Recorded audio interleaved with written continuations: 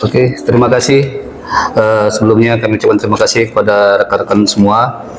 Hari ini kami ingin melakukan konferensi pers mengenai perkara yang kita tanganin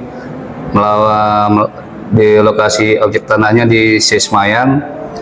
Jadi permasalahannya pada saat itu pihak para penggugat ada 200-an orang dan saat ini diwakili oleh 49 orang ada membeli tanah secara kapingan di daerah Sesmayang, Pasar 7, Sesmayang di tahun 2000-an. Ada yang tahun 2002, 2000, berbagai macam lah di tahun 2000-an. Jadi pada saat itu tidak ada permasalahan sebelumnya. Setelah dibeli oleh para penggugat, para pihak klien kita, ada yang menanamin tanaman jagung, ada tanaman jambu, berbagai macam palawija ditanami pihak mereka, dan ada juga yang membangun rumah di situ.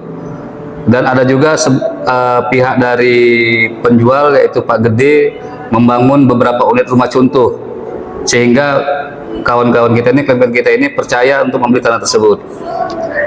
Jadi di tahun 2018 barulah bermasalah dengan pihak PTP dahulu PTPN 2, sekarang jadi PTPN 1. Di mana pada saat itu di tahun 2018 mereka melakukan okupasi, membuldoser semua tanaman yang ditanam oleh para klien kita. Jadi sebelumnya tidak ada pemberitahuan, tidak ada klaim ataupun komplain dari pihak PTP pada saat IGD Hurip menjual tanah tersebut. Padahal pada saat itu IGD Hurip ada memasang iklan di media, salah satu media cetak, bahwa ada menjual tanah kaplingan, dan pihak PTP tidak ada melarang itu dan tidak ada mengkomplain hal itu tersebut. Selain mengiklankan di media, juga ada spanduk papan reklame penjualan tanah kaplingan, namun tidak ada juga larangan dari pihak PTP. Sehingga dalam hal ini kami juga heran melihat PTP kenapa baru di tahun 2018 mereka mengklaim itu tanah termasuk dalam HGU nomor 90. Selain itu juga ini sudah masuk ke persidangan di Pengadilan Negeri Lubuk Pakam. Di dalam persidangan saat ini sudah ada pemeriksaan saksi-saksi, pemeriksaan bukti-bukti. Jadi dari saksi-saksi juga yang baik yang kita hadirkan, baik itu yang dihadirkan oleh Pak Gedis dan juga dihadirkan oleh PTPN sendiri, senyatanya dari tahun 60-an pun itu tanah lokasi objek perkara tidak pernah ditanami oleh pihak PTPN 2 pada saat itu. Tidak pernah ditanamin apapun, misalnya tanaman tembakau, tanaman tebu, tidak ada pernah ditanami oleh pihak PTPN 2. Memang pada saat itu secara faktualnya terungkap bahwa itu lokasi tanah yang di permasalahan saat ini dulunya lembah, daratan rendah. Yang ada itu cuma ada tanaman sawah dan palawija yang ditanam oleh masyarakat sekitar.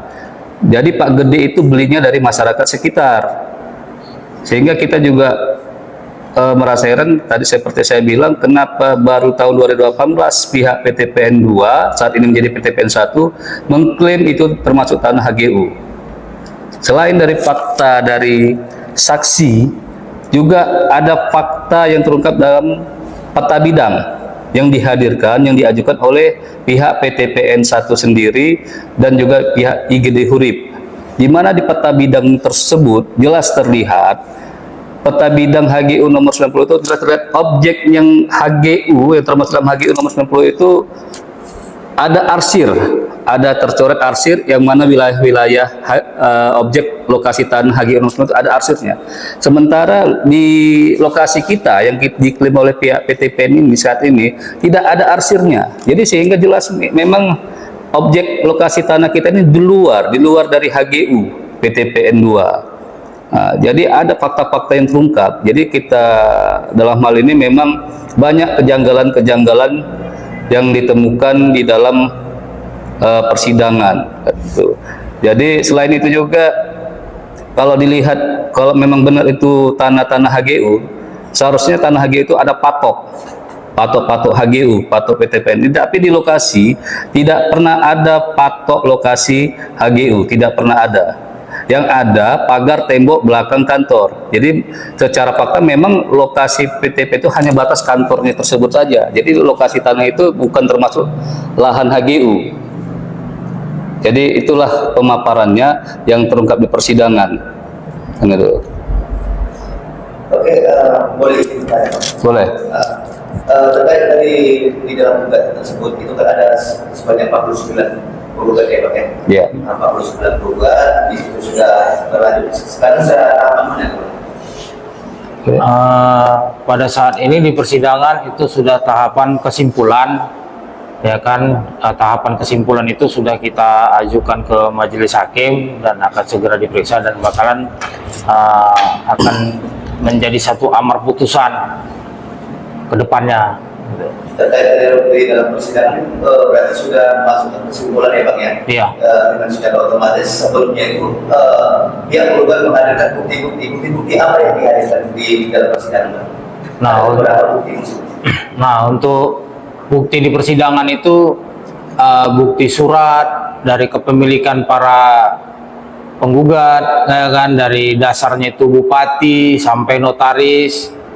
Nah, hari ini sudah kita majukan ke majelis hakim untuk bukti-buktinya. Ada berapa